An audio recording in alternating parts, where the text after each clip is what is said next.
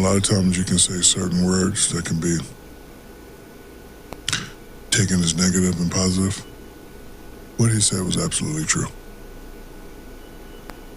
But Kobe's not your average passenger. Mm-hmm.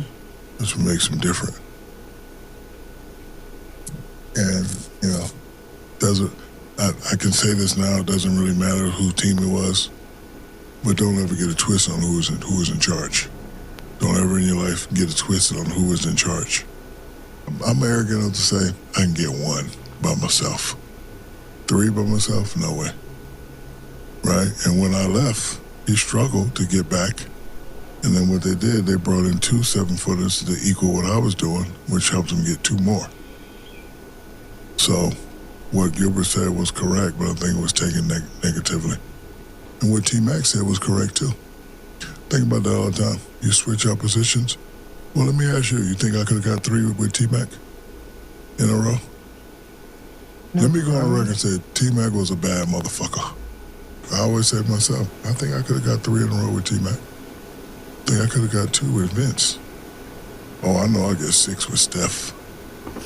What up, what up, what up? It's your boy, back again. Marlo Knows Basketball and Marlo Knows Boxing. Back at y'all with another one. It's getting crazy, man. It's getting crazy. It just keeps getting crazier and crazier.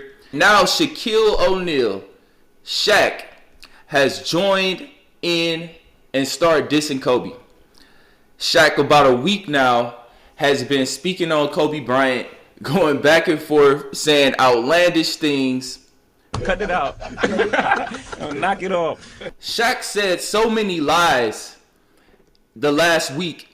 I can barely even keep up with all of the lies that he just spewed out his mouth. But it just exposes him that he's always been two-faced, and he's always been jealous and envious that Kobe had a better career than him. Envious that when it came down to it, and Jerry Buss had to choose between Shaq and Kobe, he chose Kobe and sent Shaq's big behind packing to Miami. First of all, Shaq, what Gilbert Arenas has been saying is absolute fiction. False. You can't rewrite history. You can't change the history books. You can't change the facts. Kobe Bryant was not a passenger at all. The only season you can argue was that 2000 season. 2001, 2002, he was not a passenger. He was your equal. Shaq. Scottie Pippen was a passenger. And Gilbert Arenas tried to compare Kobe Bryant to Scottie Pippen. Scottie Pippen never came close to averaging the same amount of points as Michael Jordan. Never came close. Scottie Pippen was averaging like 18 points a game, while Michael Jordan averaging like 32, 33 points a game. With Shaq and Kobe, obviously that's not the case. There are points, especially in 2001, where Kobe was outplaying Shaq.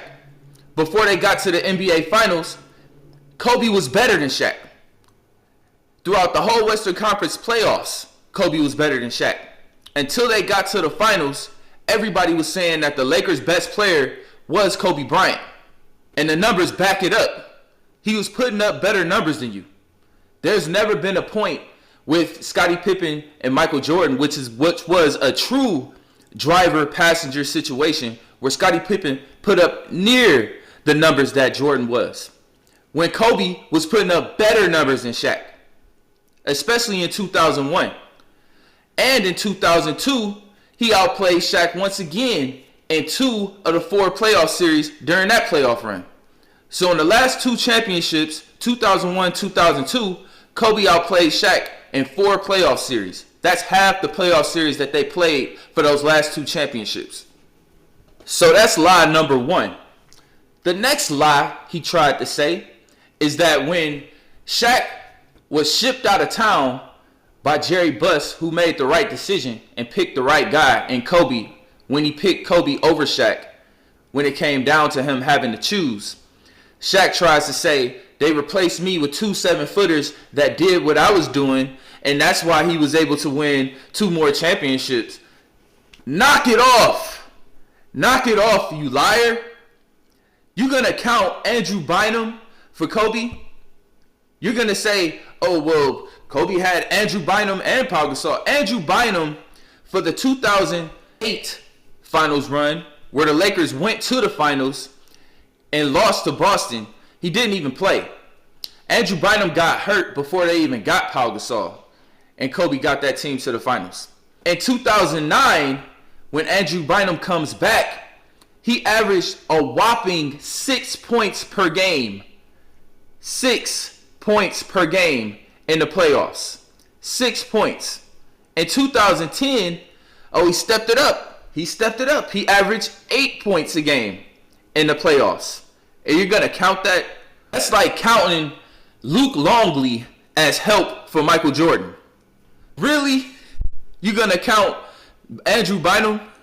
He was putting up the same numbers that Luke Longley was putting up with Jordan. I don't hear anybody bringing up Luke Longley when they talk about Michael Jordan's championships. Oh, well, if Jordan didn't have Luke Longley, I don't know. And then you look at what Pau Gasol was doing. Pau Gasol, for the 2008 championship run, of course, they went to the finals and lost to Boston. Pau Gasol averaged 16 points a game in the playoffs. 16. In 2009, he averaged 18 points a game. 2010, he averaged 19. Kobe didn't have a teammate for the 2009 and 2010 championships. He didn't have a teammate averaging 20 points a game. None. 0 compared to what you had for your one championship without Kobe, with Dwayne Wade averaging 28 points a game. So for Kobe's 2 championships that he won without you, Shaq, he didn't have a teammate who even averaged 20 points a game in the playoffs. While for your one championship, you needed a guy to average 28 points a game in the playoffs. That's a big difference. Knock it off. And he continues to lie and says he would have won those same 3 championships with T-Mac. You want to say you would win one by yourself. You win this many with Vince. You win this many with Curry. You throwing out all these hypotheticals when we seen it. We seen you with Penny. You didn't win one. You got to the finals, but you didn't win one championship with Penny. But you're going to win 3 with T-Mac. T-Mac just going to step in there and replace Kobe, and you're going to win 3? When Kobe was 18 and 19 years old and Dale Harris wouldn't put him in the game, you had 2 all-star guards starting with you. You had Nick Van Exel and you had Eddie Jones. And you couldn't get out of the second round. But you're going to win one by yourself? You want to talk about hypotheticals? Why are you talking about hypotheticals and bringing up T-Mac? You played with a better player and Dwayne Wade only won 1. Then you go to play with Steve Nash right after he came in second in MVP voting in 2007. You played with him in 2008 and you did nothing. But you're going to win 3 in a row with T-Mac? Come on, man. You keep talking about hypotheticals. You played with players that were better than T-Mac after you left Kobe. You played with Dwayne Wade. You played with Steve Nash. You'll win 2 with Vince. How? You couldn't win 1 with LeBron. You played with LeBron. LeBron James.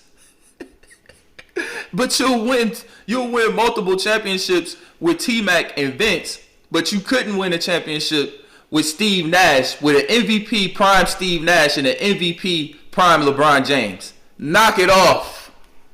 And then what might be the most outlandish, egregious lie that he told once again, he says that he would have won 6 championships with Stephen Curry. Come on now, dog. Come on, man. Come on, Shaq. Knock it off, man. Quit with the lies. You're not about to sit here and try to say you'll win 6 championships with Curry and say you're going to play with 2016 Stephen Curry 6 times. No, you're not doing that. You're not doing that. We're going to compare them at the same age. You won 3 championships with a 21, 22, and 23-year-old Kobe. He was 21 for the 2000 championship, 22 for the 2001 championship, and 23 for the 2002 championship. For the 2000 championship, Kobe was 21 years old. He averaged 22.5 points a game. For the 2001 championship, he was 22 years old. He averaged 28.5 points a game. When Kobe was 23 years old, for the 2002 championship, the last one, he averaged 25 points per game. Now let's look at what Stephen Curry was doing at those same ages. At 21 years old, Stephen Curry was only averaging 17 points a game. At 21 years old, Kobe was averaging 22 points a game. But you're going to win the championship with Curry doing less and being way worse on defense? How? You tell me how the hell you going to do that. You a liar. That would never happen. At 22 years old, Stephen Curry averaged 18 points a game. When Kobe was 22 years old, he was averaging 28 points a game. So you're going to win a championship with a Stephen Curry who's averaging 10 less points than Kobe and who's 100 times worse on defense. How? When Curry was 23 years old, he was averaging 14 points a game. Kobe was averaging 25. So you're going to take a Stephen Curry who can't play defense when Kobe was elite first team All-NBA defense at 23 for that 2002 championship. Kobe's averaging 25 points a game and he's first team All-NBA defense. You're going to take a Stephen Curry who's averaging 14 points a game, who can't play defense to save his life, and you're going to win a championship with that? How, Sway? Take a few. Knock it off, Shaq. If you had Stephen Curry instead of Kobe, you wouldn't have won one championship. You wouldn't have even got out the second round. Just knock it off. Just quit. Stop with the lies. Why do y'all always have to say something to try to diminish this man? It's ridiculous. We know you was mad, Shaq. We know you was mad when Kobe won them last championships, them 2 championships without you. We know it because we seen what happened in 2008 when the Lakers came up short. You told us how you really felt. Kobe on my ass taste. Everybody, Kobe on my ass taste. Yeah, you couldn't do it without me. Kobe, you couldn't do it without me. Kobe, you can't do it without me. Everybody, Kobe, tell me how my ass tastes. Yeah, you can't do it without me. Yeah, you can't do it without me. Yeah, you can't do it without me. Everybody, Kobe. Yeah. In 2008, when the Boston Celtics won the championship, Shaq was celebrating harder than Ray Allen and Kevin Garnett was celebrating.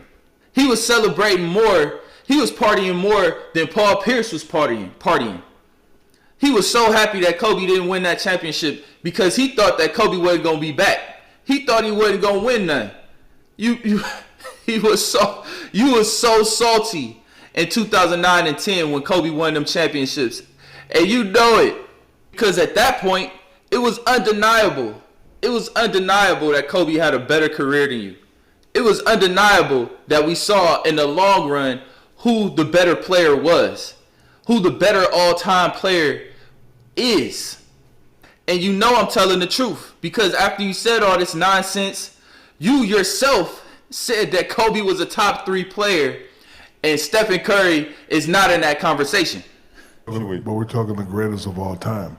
Yeah. So is that like a top 5 list, or is that just like the great? Mine is Mike, LeBron, and Kobe. Right. Oh, so Steph's not in your conversation? No. You know he's a top 3 player of all time. You said it yourself. And we don't have to use hypotheticals with Kobe. We saw it in real time. When the Lakers replaced Shaq with Pau Gasol, it resulted in back-to-back championships. 3 straight finals appearances and 2 straight championships. We don't have to use hypotheticals. We replaced you with Pau Gasol. You know, Kobe doesn't have to say, oh, well, what if I had Tim Duncan instead of Shaq? Oh, what if I had Kevin Garnett instead of Shaq? We already saw it. We saw Kobe replace you with Pau Gasol and they won 2 straight championships. No hypotheticals needed. Kobe Bryant is the ultimate story of the damned if you do, damned if you don't. It's just a catch-22. The haters and people that just hate Kobe for whatever reason, Bleacher Report, Gilbert Arenas, the analytics nerds, whoever, the people that hate him, in real time, when Kobe didn't want to play with Shaq, they called him selfish. They said that he's arrogant and he's just a bad person because he just wants to be the guy. But then when he was winning those championships and doing what he was supposed to do and winning championships, you criticize him and say he's a sidekick because he's playing with Shaq, even though he's putting up the same numbers as Shaq multiple times during that three-peat, especially the last 2 championships, putting up the same numbers as Shaq, and you still want to call him a Robin. You still want to call him a sidekick and not give him his credit. So then when he doesn't want to play with Shaq, you call him selfish and arrogant, and he ran Shaq out of town. Y'all made him do that so he could prove y'all wrong. And then when he proves y'all wrong, y'all still try to destroy his legacy. It's like damned if you do, damned if you don't. I don't blame Kobe for the way he acted towards Shaq and not wanting to play with Shaq anymore. I wouldn't have wanted to play with him either. And Kobe did the right thing. And he enhanced his legacy so much by winning those championships and showing that he is a better all-time player than Shaq. Kobe heard the haters and he knew what he had to do. And he did it. And y'all still mad about it all this time later. When I was playing, I would get chastised a lot for being selfish, saying we just got to fit into a team. It's about winning championships. Yeah. Okay, well, I get it. I'm doing it. Yeah. Right? Won 3 straight. Okay, I got it. Mm-hmm. But I also knew that when my career is over, they're going to chastise me for the same thing. Yeah. Saying, oh, well, you're only great because you played with Shaq. And I'm like, whoa, hold up. You can't have it both ways, bro. So it was important for me and Shaq to go separate ways. Yeah. Because I didn't want people to use that again. They still do, but it was important that I win championships without him, and you get a glimpse of what I could have done individually had I not played with him. See what I'm saying? Yeah. So that was a big driving factor. It was like, hold on, don't get it fucked up now. Like, yeah, I'm doing this thing, I'm playing with Shaq, and it's like, take Mike, put him with Wilt. Yeah. I mean, Shaq was a force of nature, right? So you got to kind of take a backseat. You got to